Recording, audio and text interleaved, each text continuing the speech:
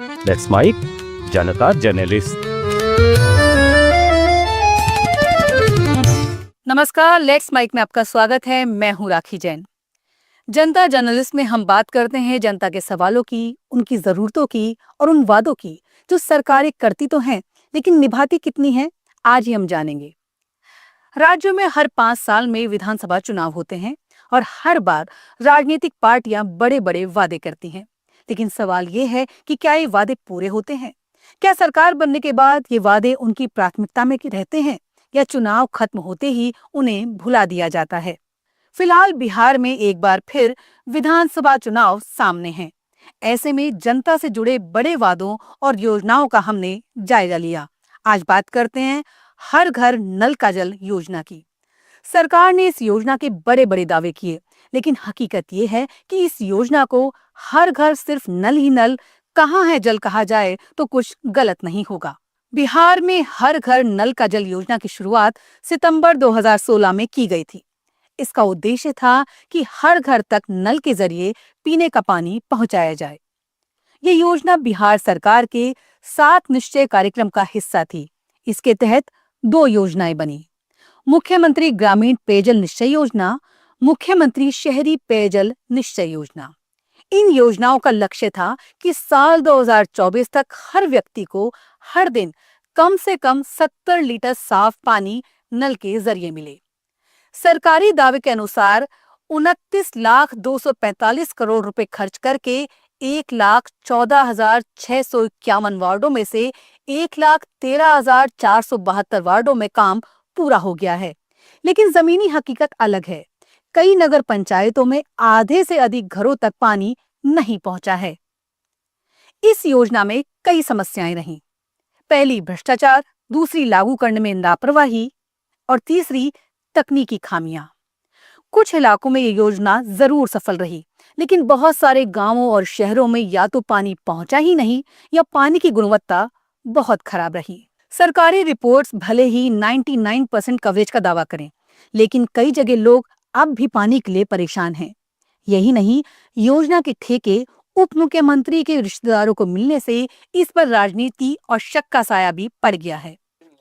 कई जगह टावर बने लेकिन टंकी नहीं लगी, कहीं मोटरें नहीं लगी और जहां लगी वहां जल्दी खराब हो गई। आधिकारिक रिपोर्ट्स में भले ही 99% कवरेज का दावा है, लेकिन असली डेटा 80 से 85% तक ही पहुंचता है। स्थानीय रिपोर्ट बताती है कि कई गांवों में पानी की सप्लाई अब भी सही नहीं है और लोग कुएं या हैंडपंपों से पानी लाने को मजबूर हैं। जैसा कि राजनीति में अक्सर होता है, ये योजना भी राजनीतिक विवादों का केंद्र रही। विपक्ष ने इसे भ्रष्टाचार का प्रतीक बताया। इससे सरकार की भ्रष्टाचार मुक्त छवि पर सवाल उठे और चुनावी मुद्दा बना। योजना में भ्रष्टाचार के कई मामले सामने आए, जो इसके प्रभाव को कमजोर करने वाले प्रमुख कारण रहे। उदाहरण के लिए दैनिक अमर उजाला की रिपोर्ट में बताया गया कि कटिहार और 20 अन्य जिलों में 53 करोड़ रुपए के ठेके उप मुख्यमंत्री ताराकिशोर प्रसाद की बहू पूजा कुमारी, साले प्रदीप कुमार भगत और अन्य रिश्तेदार जैसे संतोष कुमार, प्रशांत चंद्र जायसवाल, ललित किशोर प्रसाद को दिए गए। बीजेपी ने दावा किया कि ये ठेके ताराकिशोर प्रसाद के विधायक रहते दिए गए थे, लेकिन विपक्षी राष्ट्रीय जनता दल ने इसे भ्रष्टाचार का प्रतीक बताया। आरटीआई कार्यकर्ता शिव प्रकाश राय की जांच में पाया गया कि गांवों में मुखियाओं द्वारा कमीशन लिया जा रहा था, जिसके बाद जनवरी 2021 में 373 मुखियाओं और 45 ठेकेदारों के खिलाफ एफआईआर दर्ज की गई। पूर्व मंत्री और राजद नेता राम प्रकाश महातो ने आरोप लगाया कि बिहार पुलिस ने शिकायत करने वाले ग्रामीणों को धमकाया। योजना को लागू करने में कई और समस्याएं भी सामने आई, जिसके चलते योजना कमजोर हो गई। दैनिक भास्कर की एक रिपोर्ट में ब्रह्मपुर पंचायत वार्ड 16 का उदाहरण बताया गया है, जहां टावर बने लेकिन टंकी नहीं लगी या टंकी लगने के बाद बोरिंग फेल हो गई। उनकी मोटर्स जल गईं, जिससे पानी की सप्लाई बाधित हुई। केवल कुछ घरों को कनेक्शन मिला, जबकि आबादी हजारों में थी। निर्माण की गुणवत्ता खराब थी, जैसे 3 फीट की जगह केवल 1.5 या 2 फीट गड्ढे खोदे गए। लोकल कंपनियों के पाइपों का उपयोग किया गया और लोअर क्वालिटी की सामग्री का इस्तेमाल हुआ। पाइप बिछाने के लिए खोदी गई सड़कों की मरम्मत नहीं की गई, जिससे बारिश के समय भारी नुकसान हुआ। कई गांवों में पानी की आपूर्ति शुरू ही नहीं हुई और लोग आर्सेनिक युक्त पानी पीने को मजबूर हुए। ट्विटर के एक पोस्ट में एक यूजर उत्कर्ष सिंह ने नवादा जिले के वारिसलीगंज के कड़ुआ गांव का जिक्र किया है, जहां पाइपलाइन बिछाई गई थी लेकिन 6 महीने से मोटर खराब थी और लोग कई किलोमीटर दूर से पानी लाने को मजबूर थे। एक अन्य पोस्ट में लिखा गया कि शिकायतें दर्ज करने की प्रक्रिया PHED की वेबसाइट के जरिए मौजूद तो थी, लेकिन शिकायतों का निवारण हुआ ही नहीं। फैक्ट चेकर की एक रिपोर्ट के अनुसार मुख्यमंत्री नीतीश कुमार ने कहा था कि 95% घरों में पीने का पानी पहुंच गया है, लेकिन जुलाई 2021 तक असली आंकड़ा 84.66% था। औरंगाबाद, दरभंगा, अररिया और सहरसा जैसे जिलों में तो कवरेज 75% से भी कम थी। मतलब नीतीश कुमार के दावे एक राजनेता के दावे थे और सरकारी दावे आधिकारिक दावे थे, जबकि जनता के दावे तो कुछ और ही कहानी कह रहे हैं। कांग्रेस प्रवक्ता रणदीप सिंह सुरजेवाला ने इसे हर नेता ठेका योजना कहकर सरकार पर निशाना साधा और उप मुख्यमंत्री के इस्तीफे की मांग की। आरजेडी ने दावा किया कि 73% नल बंद पड़े हैं और 50% गांवों में काम शुरू ही नहीं हुआ। ट्विटर पे कई स्थानीय नागरिकों ने दूर दूर से पानी लेकर आते लोगों की फोटो शेयर की है और दक्षिण बिहार में पेयजल संकट की बात की है। 2022 में मंत्री रामप्रीत पासवान ने कहा कि योजना अपने लक्ष्य तक पहुंच गई और 6,000 करोड़ रुपए का बचा हुआ फंड केंद्र को लौटा दिया गया।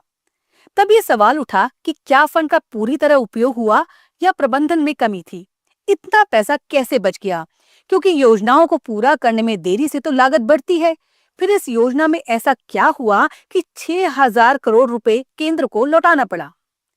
इसी वर्ष मार्च में आई कुछ रिपोर्ट्स में बताया गया है कि 18,47,000 परिवारों को कनेक्शन दिया गया है, फिर भी 75,000 परिवार अब भी इससे वंचित हैं। योजना का मोटा मोटा आकलन करें तो स्थिति कुछ यूं निकल कर आती है कि कुछ इलाकों में नल तो लगे हैं, लेकिन पानी की सप्लाई नियमित नहीं है। उदाहरण के लिए परबत्ता प्रखंड में गर्मी के मौसम में जल मीनारों से जल आपूर्ति ठप हो गई है, जिससे लोग परेशान हैं। अनेक जगह पाइपलाइन में रिसाव और घटिया सामग्री के उपयोग की शिकायतें मिली हैं, जिससे जल आपूर्ति बाधित हो रही है। कई जगहों पर सालों से लगे नल एक बूंद पानी नहीं दे रहे और अधिकारी न ध्यान दे रहे हैं और न सुनवाई कर रहे हैं।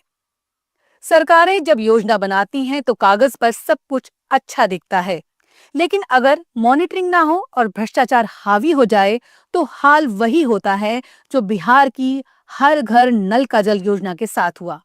जरूरत है कि सरकार और संबंधित विभाग नियमित मॉनिटरिंग करें, जवाबदेही तय हो और जरूरत पड़ने पर सख्त कदम उठाएं, ताकि हर नागरिक को वाकई उसका हक साफ और सुरक्षित पानी मिल सके। तो कैसी लगी आपको लेट्स माइक की रिपोर्ट? कमेंट बॉक्स में अपनी राय जरूर दीजिए। हमारा चैनल लाइक और सब्सक्राइब कीजिए और अच्छा लगा हो तो शेयर भी कीजिए। लेट्स माइक में इतना ही। नमस्कार। आप सुन रहे थे let's mike more than radio. Follow कीजिए हमें हमारे सोशल मीडिया प्लेटफॉर्म्स पर। It's time for news. It's time for More Than Radio. Presenting the first radio news app, Let's Mic. Let's Mic, a news-based app on your phone where you get to watch and listen news, talk shows, interviews, radio show podcasts. On Let's Mic, you get all relevant information of TV, print, radio, podcast, and digital. Let's Mic talks about every segment of life.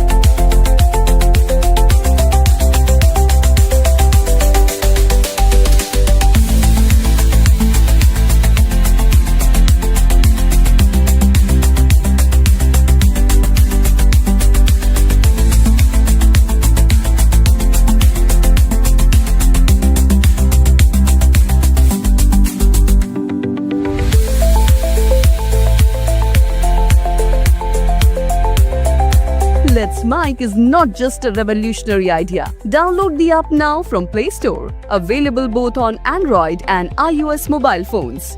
Follow us on YouTube, Instagram, Twitter, LinkedIn, Facebook, Telegram, WhatsApp, Snapchat. Let's talk, let's connect, and let's Mic.